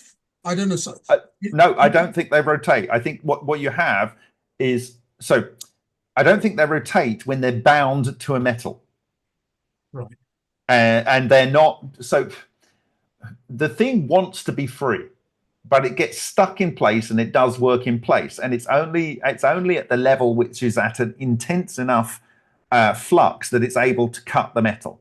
So in this, maybe if I bring up, I can show you what I'm referring to, and that's probably going to be easier than you've got to imagine at the n-2 level, and bearing in mind you need this is one wheel that in combination with its anti-wheel on the other side makes the n-level wheel. So the n-level wheel is made by these two n-1 level wheels, and the n-1 level wheels, and the n-2 level wheel makes this wheel, and that is the minimum to produce a stable structure. Otherwise, it doesn't really work. And that's what you've got when you fire those two plasma toroids towards each other to make a plasma toroid of plasma toroids. So let me get the Bob, yeah. just you've presented a lot of the higher level fractals of these structures. Yeah. Do you know of any composite structures of these EVOs basically that aren't just higher fractal levels? Like, can they form molecules? Do they have some structures well, we outside know. of just stacking them into like more rings? So I've shown in various Vega experiments that the non-radiating boundary is the point at which there's no electromagnetic waves outside, but the toroidal moment is able to penetrate as long as you don't have 4 subtors. So this level will have a disruption beam that comes out the back of the non-radiating boundary, and it has a helical beam that comes through and out the top. Okay, and we've seen how this helical beam can cause other EVOs in a Vega experiment by David Boulier to go in, say this one's coming along here, this one's coming along here. This one will start orbiting around this one's forward direction if it becomes within the field of influence of the spin torsion beam that comes out the front. So it's an ether vortex. It's like almost like a laser beam that comes out in front. Now, if the back end of this links into the front end, they can then start linking into chains or into loops. If they link into a loop, they will pull in together and they will produce fractal tor at the level above. Likewise, you can split them up like this. You can actually see this process within kink stabilities and also even in Titus smoke rings. He'll make a smoke ring and he'll split it into 3. Even dolphins do this. They split it in. So even at the single level of a torus, you can get away with dividing them, but I think it's more interesting in the electrodynamic sense. And so when you see in the Henk Vega experiments, we've got an electrode and then you see these spheres. The spheres are optimally arranging, and that is because we know that if you up the energy, what will happen is you'll get more subdivisions at this level, so that you need a minimum of 2 to produce a ring. If you don't have 2, then you just have a line going through and it's your own EVO, right? So you need a minimum of 2, and they need to come within their sphere of influence. And the sphere of influence is their non-radiating boundaries get close enough, okay? And so bearing in mind, this is the apple, not the non-radiating boundary. Maybe I can, let me bring in Lightwave and show you something here. But first I need to go and find something else. No, I'll do that now. Carry on, ask your question, fire away. Yeah, still though, that would be a straight line that could then curl up into a higher order similar structure. But yes. Do you know of any examples of them combining into stable or time periodic, like Conway's Game of Life structures that that aren't just the line or a ring of higher order? I see broken rings, strings, and spheres. All right. That's it. But like, if you've got enough spheres, you can make everything. Yeah. Yeah, you understand? Because they're quantized, aren't they? And like certain patterns that emerge in turbulence, and I was wondering if no, you're going to get patterns, because if you can imagine, if you have a 2 or a 3, the disruption beam can penetrate the non-radiating boundary, go through the apple and out into space, right? And so that can attract and aggregate things in a triangular grid, in a regular box grid, and then ultimately into a buckyball kind of scenario with pentagons and hexagons. When you get above hexagons, it works on a different level of self-organization. So you can get self-organization that are triangular, which leads to kind of like a hexagonal grid. Triangular, regular box grid, and pentagonal and hexagonal grids. And anything that's made like that. So it can be a tube, or it can be a ball, it can be a sheet. Yeah. Okay. And this is how you skin things. So something can be skinned with these things, and they're all locked onto the surface. But then, if they all form one non-radiating boundary, then that piece of material inside cannot be seen by electromagnetic waves. You understand? It basically disappears. I think I do. Not sure if I can visualize it totally. And I was more thinking of actually treating them as separate elements that can form bonds with each other and form they do, but they don't have infinite bonding. They have No. The bonding would be very limited, but also it would eventually end up as a higher order, same structure. Yeah. So yeah. The other thing is that they feel the influence of the toroidal moments of nearby structures. And so, whilst the non-radiating boundary will prevent electromagnetic connection outside of the disruption beams and the torsion beam coming out the top, the actual non-radiating, sorry, the toroidal moment can see into these structures in a way that you can't with the electromagnetics.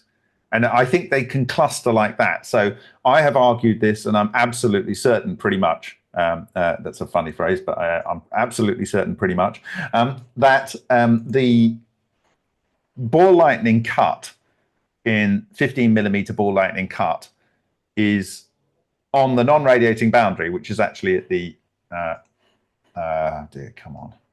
Yeah, I'll have to learn how to use this software properly. Which is to go full screen button. Go on, help me out here. There's got to be a button for that. Oh dear. The non-radiating boundary would stem from about here. Okay, from this part here, round.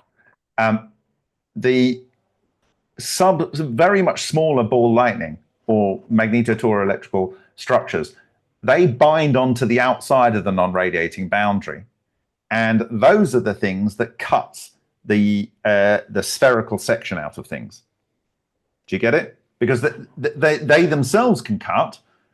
Interesting. So we have one very, very, how would you say? I don't want to say simple, but like geometrically, it would be a simple structure in the middle, and then a lot of small ones clustering. Yeah, so I'm going to have to bring it up because I've talked about this so many times, and I just clearly people haven't got it because I know you've seen quite a few videos. So let me see if I can find that image on the fly here because it's very important to get this right. What am I doing? I can bring it up in YouTube, can't I? Probably the easiest way. Okay, let's try here. 15 millimeter. There we go. And there we go. Now, I have been struggling a lot to visualize how those weird traces in the copper would appear just from the surface of a ball lightning. You brought up the foo dogs, the flower of life that's on those spheres. Yeah. Yeah. You're gonna it's gonna become very, very clear for people soon. So this is what I'm referring to here. Is it a bunch of the small ones? Yes. No, it's the substructures sometimes that are orbiting around their center of mass or their center of attraction. And there might be, you've got to imagine that it's moving, the overall structure is moving in a direction, in a vector. Then the other structures which are in free space are moving around. And then those have got such structures that are moving around, which may be anything from 2 to 48. And it's the point at which they do some instance that they cause the damage. Okay, so. But it wouldn't just have to be structures with substructures. It can also just be really small ones, a lot of them, surrounding one huge structure with, of course, it can. Yes. Yeah, okay. So here's our 15 millimeter ball lightning cut. And on the video, hopefully you've seen it. Can't remember whether I overshared it, but I'll find it someday. This is a piece of, I think, 10 millimeter iron. And then on the bottom of this, it had 10 millimeter iron. There was some zinc metal to get things going because zinc oxide is pyro and piezoelectric. Copper is photoelectric. And so it's to get all these different means by which you can increase the ionization in the environment. And then this is basically essentially instantly cut out. And if we go and look at the cut plane here, what you have, and it's absolutely spectacular. And this for me is some of the best data that the project's ever been able to acquire. And thanks again to Henk for providing the sample for me to analyze. Let me just zoom back so we get the full res. Okay, so can I step forward?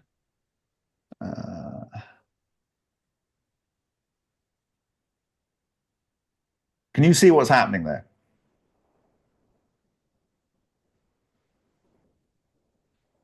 Can you understand what you're looking at there? A lot of scoops taken out of the surface, and also the holes with the with the braids taken out. This is an octagonal hole. So I would assume that the micro ball lightning that was in this place had 8 subtors, and they were fixed in position. And the torsion is causing the disruption of the copper here because it's pulling ether through so that it's exciting the atoms beyond their point of stability to hold the metal lattice together, and they're being disintegrated or moved or whatever, right? And the copper here is not melted at all. So you've got 100% effect, and if you look at the scale when it comes up in a minute, you've got 0% effect in almost nanometers away in copper, which is one of the most thermally conductive materials there is. This is just impossible by normal logic. Okay, and this is a hole that is orthogonal to the screen. This is a hole, and this is a hole which is at 90 degrees. So you can see how these things arrange themselves, maybe with different scales of them. This one's hexagonal here. Okay, so you've got different levels of fractality. Now, you combined the understanding that comes from this particular image of the cut plane with the, how should we put this, the Leonid Oroitskiev exploding metal foil producing a large ball lightning outside of the reactor that a few milliseconds later, from its boundary, breaks up into a load of very small ball lightnings.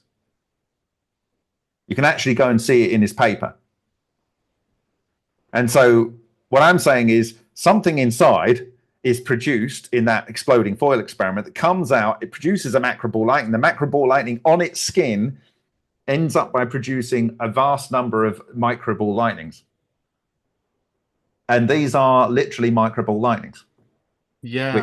Which were arranged in a fixed grid in the same way that you see on the Sapphire reactor, the same way you see in the Henk Vega reactor. You understand? So maybe not quite as broad as chemical compounds in general, but definitely like graphene and stuff like that. Just okay. Well, no, like everything in your body is made from carbon as a starting point, right? Yeah. Like the structural, the little like ball and stick models, that would be difficult with the micro ball lightnings lining up perfectly like that. But these clusters and then smaller clusters clustering around that makes a lot more sense. You've got to think that the toroidal moment structure at an n-1 level is varied by 2 to 48 degrees as it goes round. Like you can rotate each of those 48 segments in different phases. And so the shape of that position and how that would attract something nearby would vary. But these things tend to organize into very stable structures. And I think the emergent phenomena is the shape of the human face, is the shape of a conch shell, is the shape of a cochlea. You know, these kind of things is the shape of, a broccoli, is the shape of a sunflower. You know, these are the emergent things that would come out of arranging forms that have this at their core. Bob, can I ask you a simple enough question? Yeah. It may be a bit silly, but I get the idea that we're sort of tiptoeing around the idea that there's a relationship between, say, electron, proton, neutron, and the miniature ball lightnings, that actually the particles are possibly assemblies of these fractal toroidal moments. Is that a bridge too far? No. So you need to go and look at my friend and colleague who lives just up the road from me. And I forget his name, which is terrible. He just sent me his latest paper. But when I started talking about this geometry being key to LENR, a guy in Germany sent me this guy's work. And basically, he says the electron is based of, his name is Pavel Osmira. Right. And you can go and look him up, and he shows that every element can be built from toroids, And he actually shows that the electron is a toroid made of toroids made of toroids, right? So he came to the same conclusion, but he's a professor or was a professor at the University of Technology here. And he's actually won awards for that model. He's not the only person. When I started talking about it, I was sent about 4 or 5 different complete theories of matter based on toroids from the Soviet research. So this is known very well in Soviet spheres. And of course, Pavel Smira was mostly living under Soviet rule. So he would have been influenced by these ideas. But I think his is one of the most developed. And of course, what Shishkin has talked about with Korols and worked for the last 12 years of Dubovic's life with him, they are saying that the electron is made from whatever it is, 7.76 times 10 to the 10 elementary LC dipoles. So an electron itself is a fractal toroidal cluster of etheric matter. Thank you. I mean, I'd sort of thought about that and assumed it was true, but it's good to hear, and that someone else has come up with it independently as well. You're basically saying literally everything in the universe is built on this form, and that if you can get into how these things bind together, you can both create matter and transmute matter and destroy matter, because you are literally having the tool by which you can go in and noodle with it, and it's nothing to do with the Coulomb barrier. And that's the whole principle. And that's why I believe you are seeing this copper. Look at that. Look at that. So what's the scale here? 300 nanometers is the scale there. So I would suggest that the difference between this incredibly churned octagon and the area of copper which is not churned at all is over a span of about 5 nanometers. The idea that copper would not melt and then it would 100% melt 5 nanometers apart is absurd. It's just totally absurd. And then you would have an octagonal structure in there.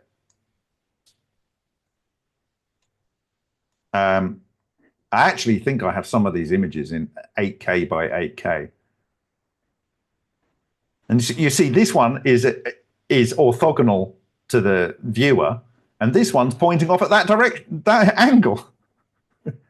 There's another whole pit here, which is completely churned up, but it's essentially orthogonal to this one. And so this is why I believe that this structure explains what's going on. And so let me just bring up Modeler, because I want to show you in more clarified terms just another point here. And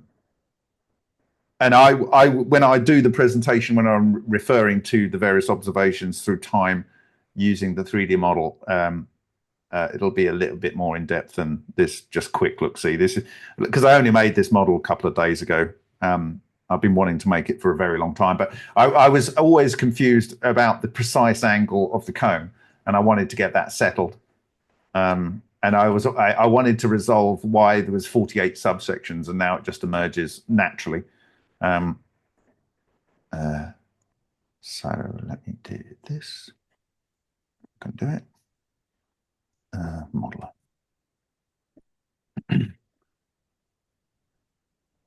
I'll leave that playing. No, here we go.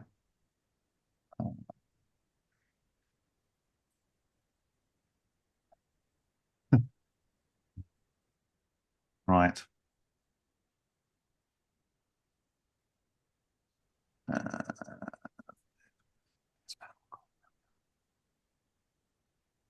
Okay.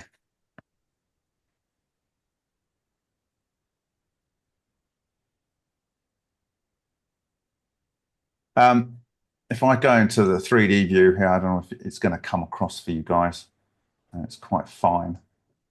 So there's our up and down subtour, but as just vector art without showing the fractal subdivisions.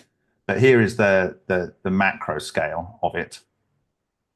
Bob, can I ask you another related question? Of course. Is there somewhere where I can get hold of the overlay that you put on all your fractal toroidal. Yeah, I have it. The overlay. I have it in some blogs. I keep sending it to people, but what I will do is when I've published this, I will actually collate those pieces of graphics for people. It's such a good graphic, but it's very hard to find. Yeah, nice to. It's not that hard to find. Well, okay. Well, if it's in your stuff, I'll have another look. But I really just wanted it without the benefit of a skull behind it or what have you. Yes. Okay. I'm going to get the. Where is it? Okay, here. Right.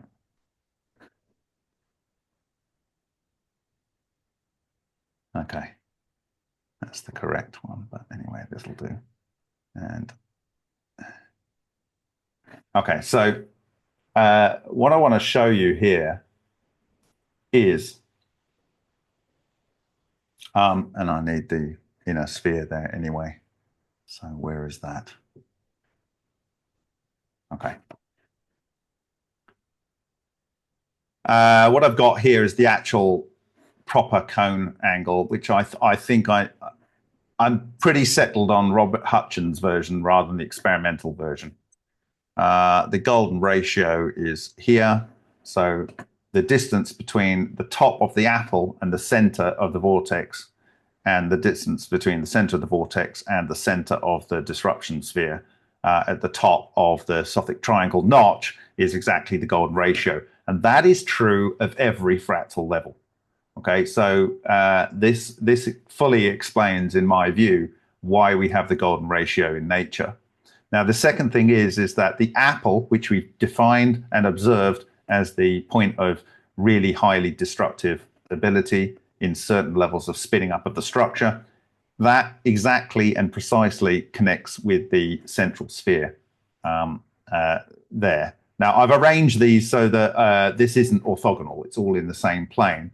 And this is essentially what you see, and I'll show this when I do the full presentation on the Coptic Christian art. Essentially, the Coptic Christian art in the front of number 10 Downing Street from 1775 is that, where you have the two windows, and this is the angel of death and the angel of life, and you have the ray of the vector going through there. But it's all presented in that ancient understanding.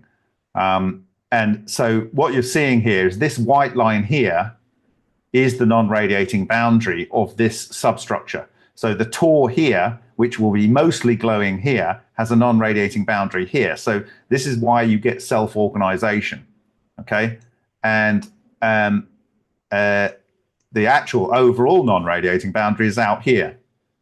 So you can imagine that if this wasn't spun up so you only saw a sphere, what you're going to see are two spheres at the non-radiating boundary of the substructure below, and they would be rotating around this central point. And this is one way that you get to see these structures physically in the work of Ken Shoulders, etc. Just to lay it out, I'll do it now, and then I'll call it a day, because that's probably enough of what I'm going to talk about in the full presentation. Let me find. I can't see Adobe when I'm like that. Okay. File.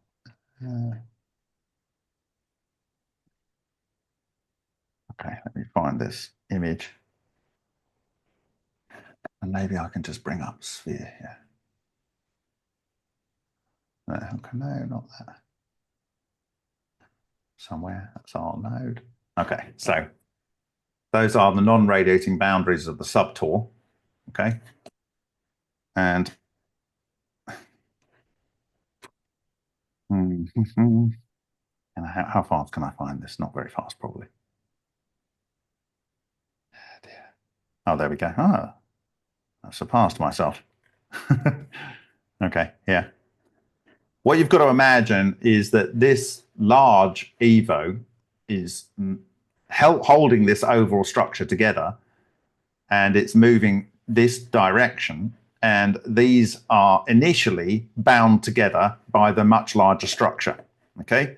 But what happens is that this much larger structure starts to fail, and the substructures then are not bound together by the large structures magnetohydrodynamics. They then start to drift apart. Okay, and this is what we physically see in the aftermath on Bin Juanhuang's reactor. We physically see it. But here is Ken Shoulders observing it on video camera in the 1980s or 90s. If it'll stay there. Right. So he has an EVO, which has got 2 EVOs in it. Right. And he says in the description here that coming from the EVO source at the lower portion of the pinhole camera image, the EVO is seen to follow a helical pattern of motion and decomposing into individual electrons as it moves at a rate of 1/10 the velocity of light.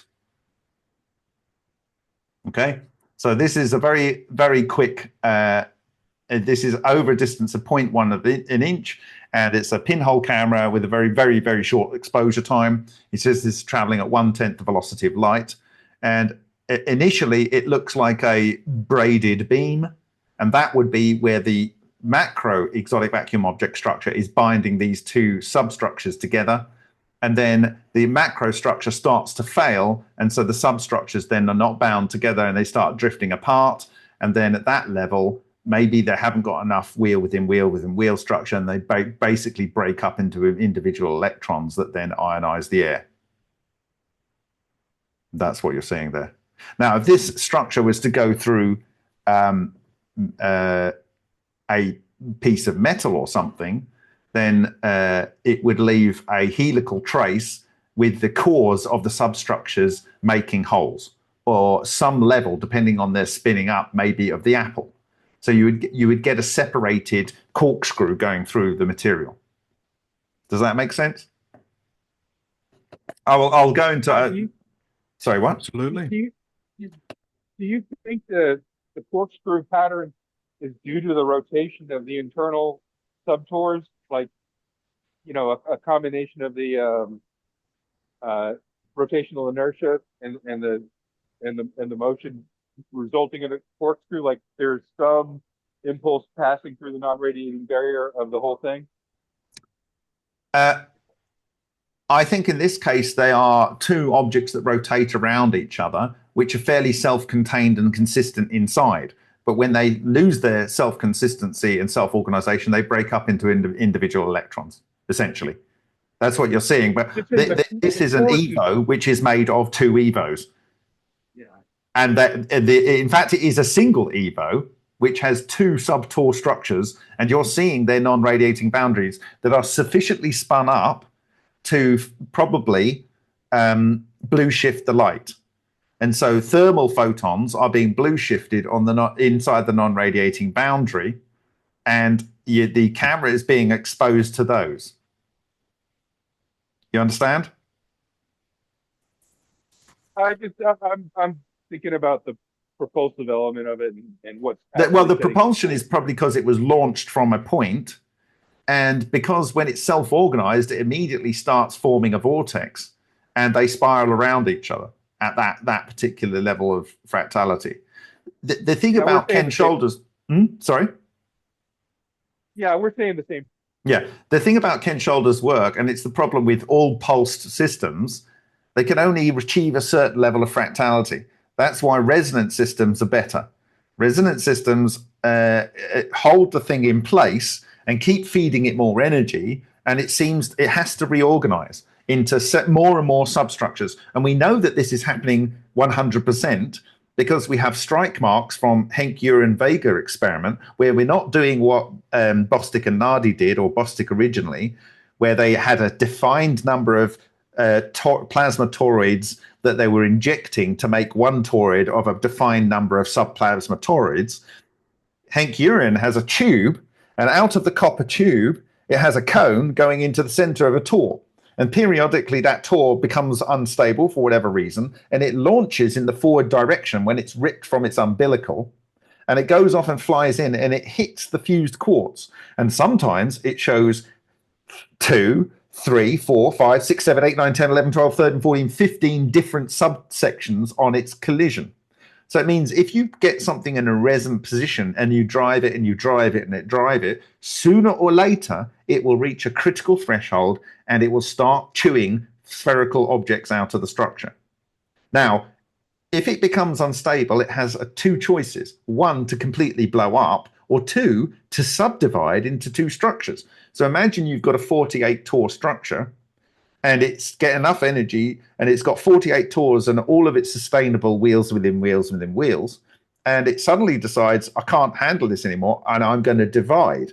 If it's sufficiently energetic enough, it'll divide into two 24 torr structures and maybe one will have 25. And those will form a new super torr at the fractal level above, and it'll consume the next spherical non-radiating boundary out from that, bigger than the one that it did at the fractal level below. And this fully explains the observed effects of Dr. Takaaki Matsumoto, where he saw spherical sections growing on the boundary and then consuming things, which we replicated in Hent Uren's Vaser experiments, starting in the crystal grains in where we saw these things building up.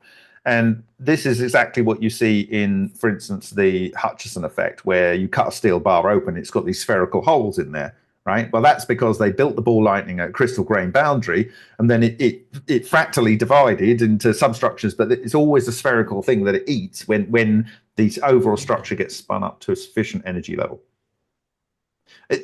What I'm saying right now is we're getting very close to really knowing that we know how this works. And yeah, I mean, it's a joy to share this with you. It's a deep honor. I could have probably hashed together something like this maybe 5-6 years ago. When was it? 2020, February the 20th, 2020, just under 5 years ago. I could have hashed it together, but there was so much I was unsure about the structure that it wasn't the right time. But I think it's the right time now. I think it's the right time this year because you're gonna know that using this structure, knowing how to build it properly, how to produce unlimited energy with it and propulsion at any point in the universe. You will know that you know. And then it's just a case of someone does it. It might have to be me, but if no one is game for it, but like, you know, I just it's not mine to own, so it's the universe. It's the gift. Okay. Does anyone have any questions on YouTube? They're asking for a boom in YouTube. Boom! I'll do a full boom. If it'll work. No, I can't do a boom. Okay. All right. Charles, are you still awake? Yes, sorry, I had to dive off to go and deal with the child for a little bit. Yes, Okay. definitely awake. That was absolutely riveting. I really enjoyed watching that, and the animations are absolutely brilliant. Well done, Bob. Fantastic work, mate. All right. Do you have any questions? No questions, not at all, not at all. No, I just wanted to say thank you very much for everybody in the community, and keep up the good work. And we'll try our hardest to make sure that there's something amazing to report next month as well. So thank you. Yeah. Awesome. All right. Well, thank you very much, guys. It's been a real pleasure. Any closing comments? It's both extremely complex and really at the root very simple, isn't it, Bob? It's the most simple thing, and it is always perfect. Yeah. And you cannot improve upon it. And the scary thing is it doesn't matter whether you are in Malta, Cyprus, Egypt, Central America, places in Africa like Great Zimbabwe, the Forbidden Palace, the temples in Japan, places in Vietnam, the most sacred objects of most of the religions, both pagan supposedly and accepted. The underlying geometry that drives this process is everywhere, and it is in our faces.